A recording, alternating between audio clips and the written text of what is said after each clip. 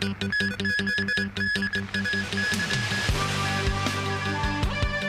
High Court orders China Evergrande to undergo liquidation.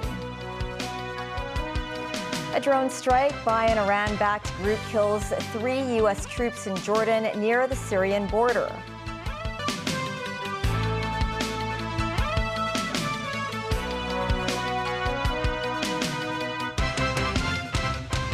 Hello and welcome to TVB News. A Hong Kong court has ordered heavily indebted Chinese real estate developer China Evergrande to undergo liquidation. The ruling came after the company failed to submit a working restructuring plan. Mimo Singhai reports. After an 18-month-long hearing, the Chinese property giant China Evergrande was ordered to undergo liquidation by the High Court today. Judge Linda Chen said the decision was appropriate because of the company's failure to put forward a viable restructuring proposal. The judge appointed Eddie Middleton and Tiffany Wong as the property giant's liquidators. Speaking to the press, Wong said they will first meet with the management of Evergrande. Our priority is to see as much of the business as possible retained, restructured, and remain operational. We will pursue a structured approach to preserve and return value to the creditors and other stakeholders. In the first instance, we will meet with the management of the company to understand the affairs of the company and discuss next steps.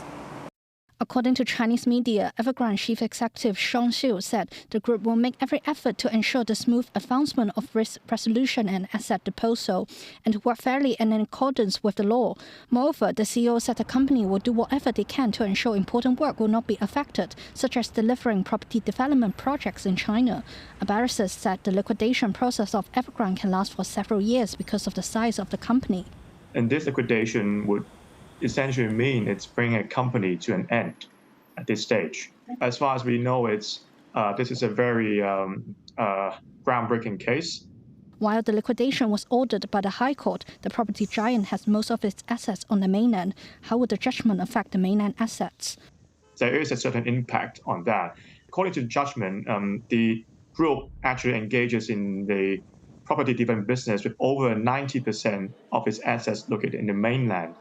But the thing is, whether it would really affect the assets in the mainland will have to depend on whether the company, so in our case, it's the China Evergrande Group currently here, whether it actually holds the properties in mainland. Evergrande first defaulted on its offshore debt in December 2021. Memos 9, TVB News. A legal expert says local residents who have bought China Evergrande properties in the city should not be concerned about the impact of the liquidation. Evergrande has 2 residential projects in the city. Mimo Singhai reports. China Evergrande has 2 residential projects in Hong Kong. One is the Vertex in Cheung Sha Wan, consisting of 414 housing units. Another residential project is Emerald Bay in Tuen Mun, which is a bigger development project with 1,982 housing units. Currently, the Tuen Mun project still has 200 unsold units. The property management company of Emerald Bay is Fortune Ascent, a member of Evergrande. Will the liquidation affect the property management of the housing estate? If they purchase the property and those people living in the property, I believe at this stage they don't have to be worried so much, because the group, the company right now, might not be held by the China Evergrande Group itself, but probably by the subsidiaries. The winding up order only concerns the parent company at this stage. Meanwhile, a mainland economist said the central government will get involved in the Evergrande matter if necessary. For instance, if the company cannot deliver residential projects due to lack of funds, he said authorities may carry out an acquisition, taking over all the property projects of Evergrande to protect people's living. Memos 9, TVB News. Ex-Next Digital CEO Chung Kim-hung said today that Jimmy Lai, the former media tycoon, and his employer ordered the Apple Daily editorial team to enhance reporting of the anti-extradition movement. Chung said his statement in court as part of his cross-examination in the Lai case. Lai pleaded not guilty to 1 count of sedition and 2 charges related to the national security law. Armed police continued patrolling outside the West Kowloon Law Courts. Defense lawyer Robert Pang today started his cross-examination of Chung Kim-hung, the ex-Next Digital CEO, as Jimmy Lai's trial entered its 18th day. Pang focused on the values that Chung and his former boss shared, including democracy, freedom of expression, and freedom of publication. Chung said Lai would instruct the editorial team of Apple Daily to drum up people's support for the anti-extradition movement. The trial has been adjourned until Tuesday. U.S. President Joe Biden says the U.S. shall respond after a drone strike by an Iran-backed group killed 3 American troops in Jordan and injured dozens more near the Syrian border. This report from NBC News. Today, 3 U.S. soldiers were killed in Jordan when a drone packed with explosives struck a shelter where troops were sleeping. We lost 3 brave souls in an attack on one of our bases. Yes. And I'd ask you for a moment of silence for all 3 of those fallen soldiers. Jesus. President Biden blaming radical Iran-backed militant groups operating in the region. More than 30 U.S. troops were also wounded, according to 2 U.S. officials, including several who were medevaced out because of the severity of their injuries. A spokesperson for the Jordanian government denied the attack occurred on their soil, but U.S. officials insist it was in Jordan. This is the first time U.S. troops have been killed during the more than 3 months of assaults by Iranian-backed militia groups. Now more than 160 attacks against bases with Americans in Iraq and Syria since October 17th. And just 1 week ago, multiple U.S. troops were injured when a barrage of ballistic missiles hit Al-Assad Air Base in Iraq. Secretary of Defense Lloyd Austin releasing a statement saying he is outraged and deeply saddened. The attack targeted a small outpost near the Syrian border known as Tower 22, according to U.S. officials. The troops there work with and advise the Jordanian military. But it also supports the U.S. garrison on the other side of the border in Syria called Al-Tanf. We visited that base 5 years ago. The troops there tasked with keeping ISIS in check. But the entire area has a much bigger mission. Situated along a highway that runs from Tehran to Baghdad and all the way to Damascus, the troops there are cutting off a land bridge for Iran to move weapons and fighters into Syria. U.S. officials held talks on Sunday with Qatar and Egypt in Paris, trying to broker a truce between Israel and Hamas that would also see all the remaining hostages released. Under the proposal, the pause in fighting would last 2 months, and hostages would be released in 2 stages. First, the women and children, and then soldiers and men. Israeli Prime Minister Benjamin Netanyahu said talks were constructive, but gaps remained. Meanwhile, Arab countries hit out at a group of nations, including the U.S. and Britain, but that have suspended funding for the UN Agency for Palestinians. The pause in funding came after 12 staff members of the agency were accused of involvement in Hamas's October 7th attack on Israel. Nasvi Karim has more. On the streets of Tel Aviv, thousands are still calling for the release of hostages more than 3 months after they were taken by Hamas and other Palestinian groups. And after weeks of what appeared to be a futile dream, there is now a sliver of hope.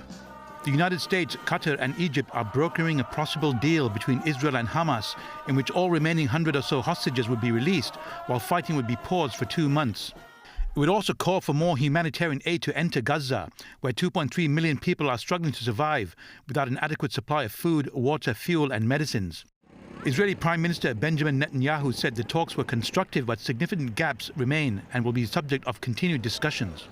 Meanwhile, top officials from Arab countries gathered in Cairo to discuss the recent Western suspension of funding for the United Nations Palestinian Relief Agency, UNRWA. Jordanian Foreign Minister Ayman Safadi was at the meeting, having earlier said on social media that UNRWA was a lifeline for Palestinians facing starvation in Gaza.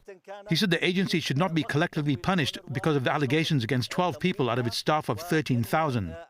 UN Secretary General Antonio Guterres said 9 of the 12 accused were immediately terminated. 1 was confirmed dead, and the other 2 still need to be identified. With aid into Gaza scarce, Palestinians are often left on their own to survive. People in the northern Gaza Jabalia refugee camp are collecting water from underground pipelines, desperate to seize every drop. Yusuf Al-Ayoti said they must dig to find water, even though the salinity levels are high. He said they receive water once every 15 days, which they use for bathing and cooking. Our children's hair is falling from dirty water, he said. Gaza health authorities say 165 people have been killed in the previous 24 hours, with 8 dead from a strike on a home in Gaza City, and the death toll rising to 20 at the Nusayrat refugee camp. Medics also report bombing around the 2 main hospitals in the southern Khan Yunis area. Nazri Karim, TVB News. Turkey's interior minister on Monday said 2 Islamic State members have been detained in connection with a shooting incident at a Catholic church in Istanbul. 1 person was killed in the incident. One of the suspects is from Tajikistan and the other from Russia. Among those attending Mass at the church was the Polish Consul General and his family. They were unharmed in the attack. Still ahead, restaurants will no longer be allowed to give out plastic disposable tableware to customers from April 22nd. And Year of the Dragon exhibits at the Palace Museum.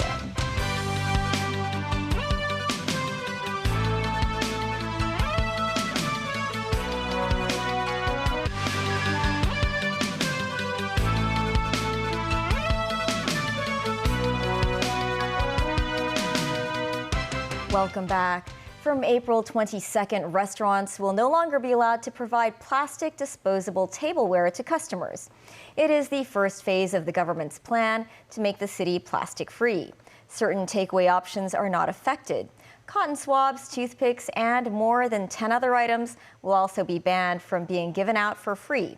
Pharmacies that sell these items say wooden replacements will be available, but at a heftier price. Timothy Lee tells us more. Plastic tableware remains a common sight across restaurants in the SAR, especially when it comes to takeaways. But such scenes will come to an end in around 3 months' time. Starting on April 22nd, polystyrene tableware, plastic cups, bowls, and straws will no longer be provided in restaurants. But plastic cups and a few other items will be exempt from the ban for takeaway food. Residents can also purchase them at restaurants. Regarding single-use products, the first phase of the anti-plastic scheme will ban the free provision of 12 items, including cotton swabs, toothpicks, and umbrella bags. This as non-medical plastic gloves, tissues in plastic packages used for promotion purposes, and toiletries in hotels remain available for sale. 3 items are completely exempt from the scheme. They are plastic straws that come with paper box drinks, prepackaged food and drink products, and dental floss. Authorities emphasize the law aims to regulate the manufacturing, provision, and sale of plastic products. Residents using banned disposable items will not be considered to be breaking the law. This includes those who purchase such items on overseas websites or from outside the city. But what do SAR residents think of this new measure? This man said he received little information regarding the government's plastic-free plan, adding that it's too much of a hassle. While this man welcomes the government's move, he stressed that sacrifices must be made to save the environment. Meanwhile, some pharmacies said wooden cotton swabs can serve as replacements for the plastic equivalents, but noted they come at a higher price.